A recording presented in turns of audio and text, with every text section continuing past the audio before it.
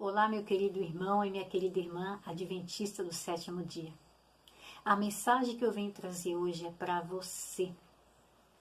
E eu gostaria que você ficasse comigo até o final desse vídeo e você prestasse bem atenção no que eu vou falar. Eu gostaria de contar uma experiência que aconteceu comigo hoje. E essa experiência que eu tive me deixou preocupada e eu não quis guardar somente para mim o que aconteceu comigo. Eu tenho o hábito de fazer os cultos matinais com meu marido. E esse ano nós escolhemos a ler o livro Maranata, da irmã Ellen White. E justamente no dia 4 de junho, pela manhã, é claro, nós estávamos lendo, e o título do capítulo, do dia, é A Estratégia de Satanás no Conflito Final.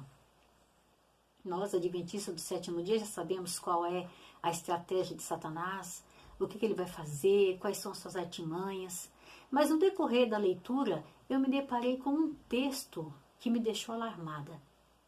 E com certeza eu já devo ter lido várias vezes em alguns outros capítulos, em alguns outros livros da Ellen White, mas eu não sei se é Deus tentando abrir a minha mente. Me deu um estalo e de repente eu falei, Senhor amado, eu não acredito nisso. E eu fiquei assim, nós estamos praticamente dormindo na igreja com os livros na mão e não estamos tomando providência nenhuma. E aí, para coincidir, eu sei que não é coincidência, é de Deus. E justamente na mesma página que nós estávamos lendo, fazendo o nosso devocional, estava falando a respeito de um assunto. E de repente eu estava lendo também, eu tenho o hábito de fazer meu devocional sozinha, minha leitura da escola sabatina, fazer uma devoção de 1 hora por dia, que eu tenho esse hábito de fazer. E de repente eu estava também lendo, nesses momentos, um livro da irmã Ellen White, inclusive vou deixar aí para vocês verem, é um título que foi postado no Facebook, Aqueles que estão se preparando para a volta de Cristo, aqueles que estão aceitando a mensagem da verdade presente. Então ele tem vários capítulos de livros, e também tem alguns livros que pedem para que nós venhamos a ler. E eu me deparei com um capítulo de Testemunho para a Igreja, volume 7, no capítulo 27, que estava coincidindo com o mesmo texto que eu li de manhã. E eu falei, não é coincidência, isso é de Deus. Deus querendo me mostrar alguma coisa. E eu gostaria de falar que Deus também quer falar com você, meu querido irmão e minha querida irmã. Nós estamos vivendo não estou dizendo nos últimos momentos, não estou falando que Jesus está voltando daqui a algum tempo, só estou dizendo o seguinte, pelos acontecimentos que estão surgindo, Jesus está muito mais próximo do que nós estamos esperando. Jesus está às portas. E eu pergunto para você e para mim também, o que estamos fazendo com a nossa vida espiritual? Você está se preparando? Como eu acabei de falar para você, o título que eu li hoje na minha meditação foi A Estratégia de Satanás no Conflito Final. E ele tem uma estratégia, e nesse exato momento eu vou começar a ler para você o que foi que eu li. E é uma coisa que você vai falar, já sabia. Ela vai repetir tudo de novo. Mas eu vou fazer de uma forma diferente. E eu gostaria que vocês prestassem bem atenção. Às vezes nós lemos, passamos por cima e não percebemos o que estamos fazendo. Então, nesse momento, eu gostaria que você não se esqueça, fica comigo até o final, para você poder compreender o que eu quero falar. No livro, como eu já falei, Maranata, no dia 4 de junho, ela que ela nos fala. Diz o grande enganador. Qual é a estratégia dele? Vamos ver? O sábado é a grande questão que deve decidir o destino de almas. Devemos exaltar o sábado criado por nós. Nós sabemos qual foi o sábado que ele criou. Devemos exaltar o sábado criado por nós. Temos feito com que ele seja aceito tanto pelos mundanos como pelos membros da igreja. Deve agora a igreja ser levada a unir-se com o mundo em sua defesa. devemos trabalhar por meio de sinais e maravilhas, para lhes cegar os olhos quanto à verdade e levá-los a pôr de lado a razão e o temor de Deus e a seguir os costumes e tradições. Nós sabemos que o intuito de Satanás é fazer com que chegue um momento onde vai haver uma divisão de pensamento. Devemos guardar o sábado ou devemos guardar o domingo? Nós, adventistas, já conhecemos isso de cor e salteado. Mas ele tem uma preocupação. Você sabia que Satanás está preocupado com alguma coisa? E olha só com o que ele está preocupado. Preste bem atenção. Mas a nossa principal preocupação é silenciar esta seita de observadores do sábado. Meu querido irmão e minha querida irmã, ele está preocupado porque ele quer silenciar os que guardam os mandamentos de Deus, os que guardam o sábado do Senhor. E aí eu te pergunto, você já está se preparando para esse dia onde ele vai tentar nos derrubar? Aqui fala que ele quer nos silenciar. E aí eu vou te perguntar o seguinte, o que ele vai fazer para que isso aconteça? Nós também já sabemos. Com certeza você vai saber. Você vai falar, ele vai colocar leis, vai ter perseguição, vai ter isso, vai ter aquilo. Com certeza. Né? Olha o que vai estar falando aqui. Devemos despertar contra eles a indignação popular. Alistaremos ao nosso lado grandes homens e homens sábios e segundo o mundo e induziremos aos que estão em autoridade a executar os nossos propósitos. Então, o sábado que eu estabeleci será forçado pelas leis mais severas e obrigatórias. Isso praticamente nós já estamos vendo que vai acontecer, né? Nós estamos vendo aí os governos se unindo, pedindo um único somente governo. Nós estamos vendo as uniões se agindo. Eu não entendo de política, tá? Eu não vou falar muito de política porque eu não entendo, não tenho assim gosto por política. Mas se você observar bem, a gente está vendo ali, tentando unir de um lado, tentando unir do outro. Nós estamos vendo aí decretos surgindo, olha só, decretos surgindo do nada. E tudo isso vai dar em quê? Nós sabemos que é o decreto dominical. Claro que você sabe, nós sabemos disso. E ele continua aqui, ó. Os que as desrespeitarem serão tocados das cidades e vilas e levados a passar fome e privação. Quando é que você acha que esse momento vai ser? Né? Gente, eu gostaria de falar só uma coisa para vocês. Eu lendo agora esse texto aqui, onde as pessoas serão tocadas das cidades e vilas. Por que você acha que Ellen White fala tanto em vida no campo? Por que nós precisamos sair das grandes cidades? É por causa disso aqui, ó. Nós não vamos ter nem como comprar, nem como vender, nem como negociar, nem como fazer nada. Se Ellen White fala que nós precisamos sair das cidades para os campos, é justamente para que venhamos a preparar um modo de como nos alimentar. E muitas pessoas estão falando dentro da nossa igreja que não precisa, porque nós precisamos de gente pregando na cidade. Nós temos casos aí de João Batista, nós temos casos de Enoque, de pessoas que pregavam nas cidades, mas eles iam para o deserto e ficavam afastados desses lugares. Nós sim precisamos evangelizar as cidades, mas nós precisamos morar aonde? Afastado delas, das corrupções. Nós precisamos afastar nossa família das coisas que contaminam a nossa mente. Por isso que precisamos sair das cidades grandes. E aqui continua assim, ó.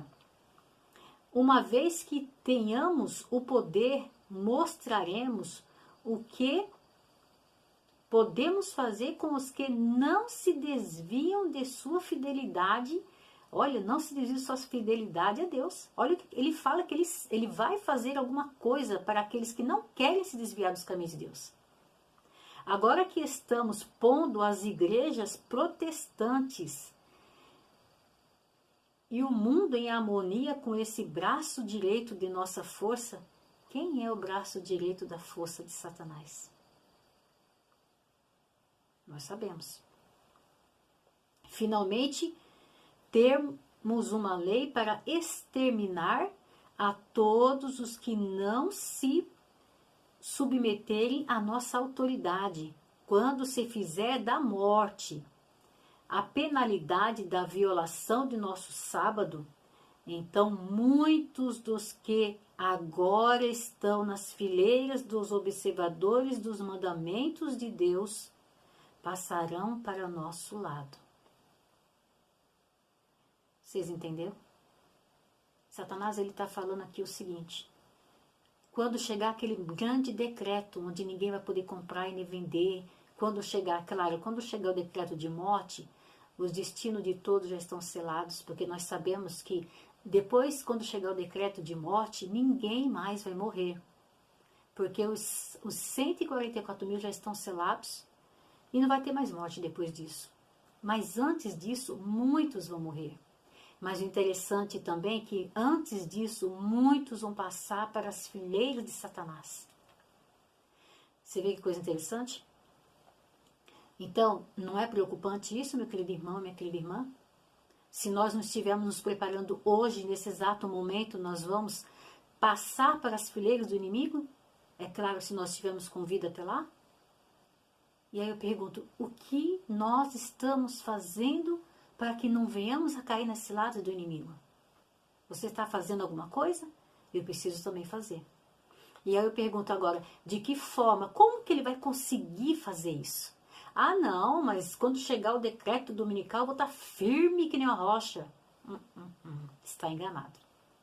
Quando chegar o decreto dominical, o destino de todos já vão estar selados. Sabe por quê? O nosso caráter tem que estar sendo formado a cada dia, de acordo com a vontade de Deus. Não é quando chegar o decreto dominical. O decreto dominical só vai simplesmente fazer o seguinte, uma separação daqueles que são de Deus e daqueles que não são de Deus. Só isso, o decreto dominical só para fazer essa separação. Mais nada. Sabe por que eu estou falando isso? Lembra lá do decreto de Daniel? Quando era para adorar a estátua? Chegou aquele momento de tocar a trombeta lá, aquele saltério, aquelas coisas todas. Eles tiveram algum tempo? Não, foi feito o decreto. Vamos lá? E olha quanto tempo que aquela estátua demorou para fazer, não foi do dia para a noite. Agora eu pergunto para você, essa estátua de adoração que nós vamos ter logo, logo também, será que não está sendo feita às escuras? E o interessante é que quando os Daniel e seus 3 amigos ali, diante da estátua, quando chegou aquele grande momento, eles não estavam com o caráter formado. No capítulo 1 não fala que eles já tinham decidido em seus corações não fazer a vontade do ser humano, mas fazer a vontade de Deus? E conosco é a mesma coisa. Nós precisamos decidir hoje a quem seguir. E aí eu vou falar o seguinte, você sabe qual é a estratégia que será usada para derrubar os observadores do sábado? Vou continuar lendo aqui. Mas, preste bem atenção, antes de adotarmos estas medidas extremas, antes de quê? De adotarmos aquilo que eu acabei de falar, que vai ter uma perseguição, onde as pessoas vão sofrer, vão ter que fugir das cidades, vão ter como comprar e vender, antes do decreto da morte. O que eles vão fazer? Eles falaram que antes de tudo isso acontecer, eles têm que arrumar um meio de nos enganar. Então, olha só o que ele fala. Devemos exercer toda a nossa sabedoria e sutileza para enganar os que honram o verdadeiro sábado e engodá-los. Podemos separar muitos de Cristo. Sabe como que ele vai separar nós de Cristo? Primeiro, ele precisa fazer isso aqui, olha, para que quando chegar aquele grande dia onde ele vai haver uma separação, aí nós vamos cair na cilada dele. Olha só o que ele vai fazer. Ele vai tentar nos fazer, nos envolver com o mundanismo, com a mundanidade, a luxúria e o orgulho. São essas 3 áreas que ele vai tentar nos derrubar. Aí eu pergunto, estamos nos envolvendo com as coisas desse mundo? A Bíblia fala assim, que Jesus falou, vocês estão no mundo, nós estamos no mundo, mas não devemos ser do mundo. Mas infelizmente as pessoas se apegam com as coisas do mundo de tal forma que ela esquece que Jesus está voltando e ela precisa se preparar. A luxúria, mas está tão bom, minha casinha, meus bens, meu trabalho, minhas coisas maravilhosas que eu tenho, né? O orgulho foi o que derrubou Satanás. E ele vai tentar fazer conosco a mesma coisa. Podem julgar-se, olha lá, salvos porque creem na verdade.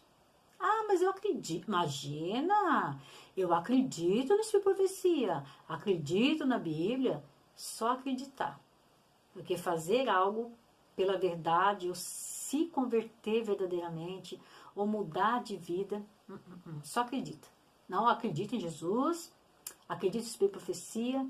Tem um irmão, o pastor Diego Silva, que ele nos fala assim, não adianta você crer, mas você não aceita. Não adianta você ler, mas você não cumprir. É isso que vai acontecer. Ele não está importando que você está dentro da igreja adventista. Ele não está, imagina, ele está feliz que nós estejamos lá. Só que ele está mais feliz ainda, sabe de que forma? Quando a gente não lê o Espírito de profecia, não coloca em prática. A gente aceita, mas não vive do jeito que ele quer. Então ele fala assim, ó. Mas a condescendência também com o apetite, as paixões mais baixas que confundirão o juízo e destruirão o discernimento, causar-lhes-ão a queda. Preste bem atenção aqui que eu vou falar aqui agora. Não é somente a mundanidade, a luxúria e o orgulho.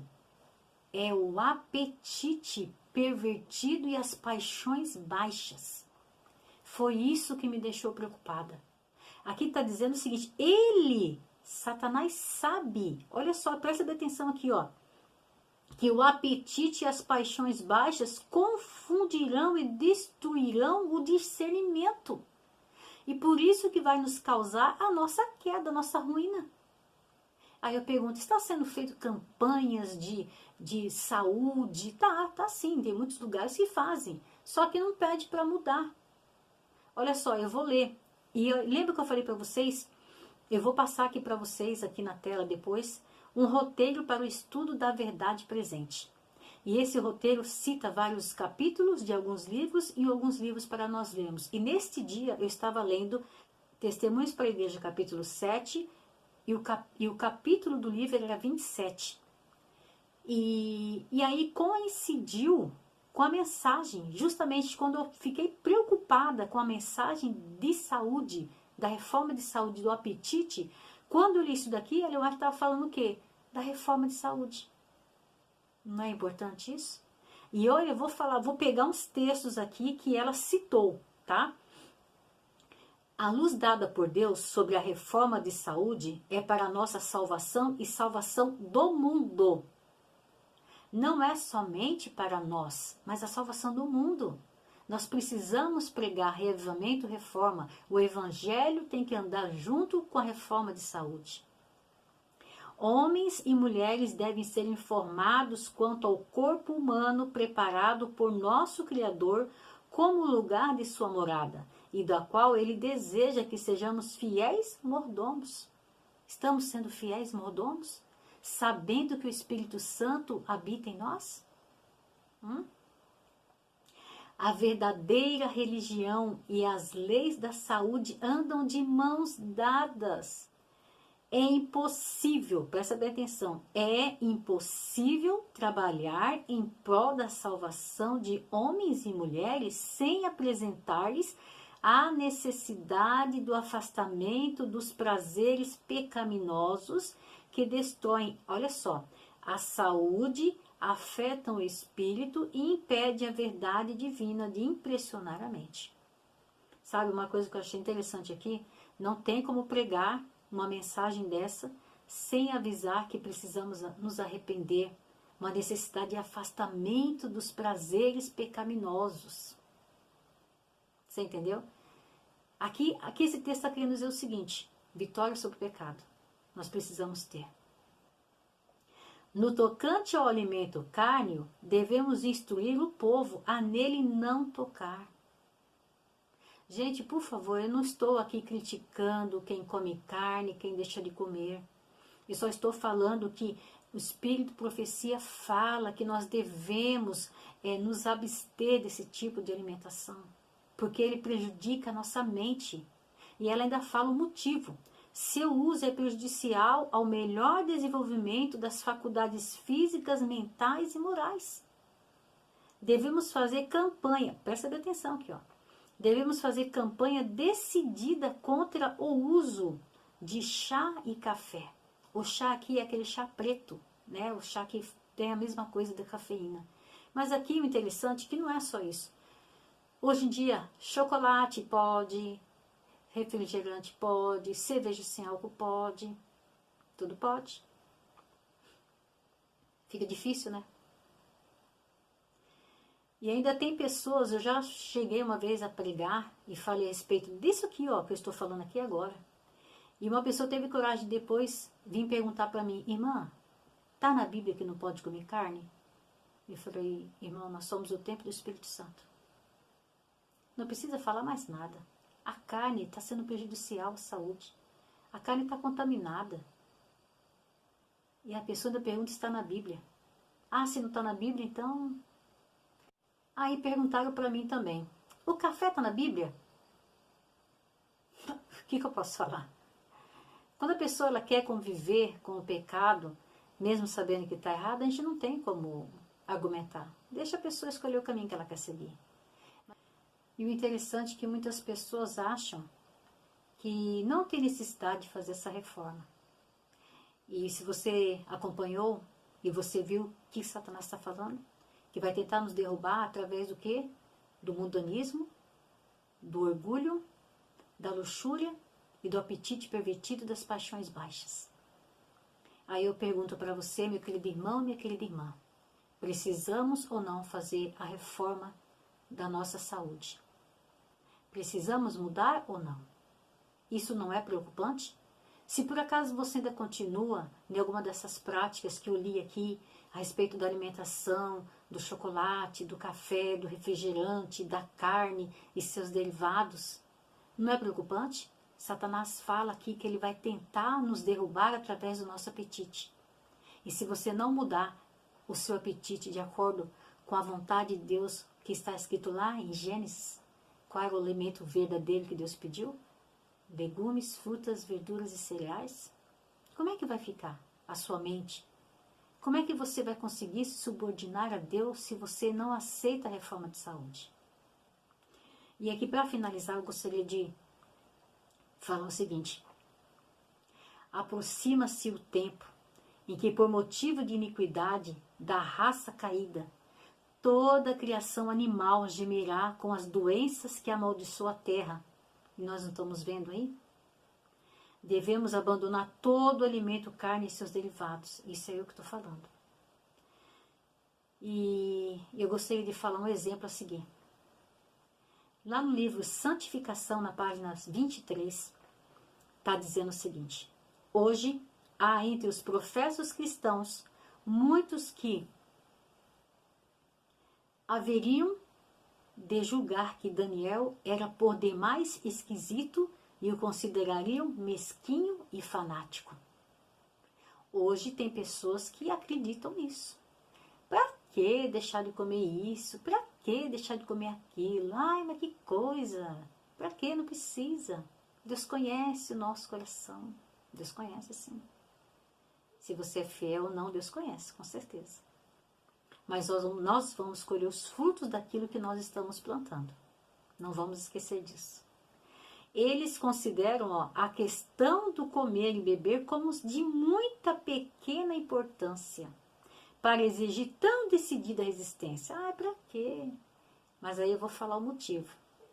Se você não mudar agora, meu querido irmão, minha querida irmã, você pode estar caindo nos engodos de Satanás. Porque ele vai derrubar muitos pelo apetite pervertido. Somente isso.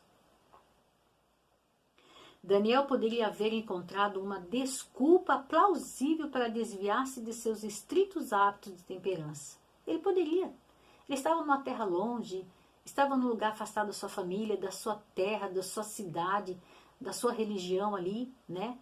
Ele poderia arrumar 1000 desculpas. Agora eu sou escravo, né? Eu tenho que obedecer ao rei. O rei está mandando. Presta bem atenção no que eu estou falando? O rei está mandando. E vai chegar um momento que o rei vai mandar. O rei desse mundo. E aí você vai obedecer a quem? Ao rei desse mundo ou a Deus? Daniel, ele obedeceu a Deus. Ele foi fiel. E aqui fala assim, ó. A aprovação de Deus era para ele mais cara do que o favor dos mais poderosos pontetado terreno.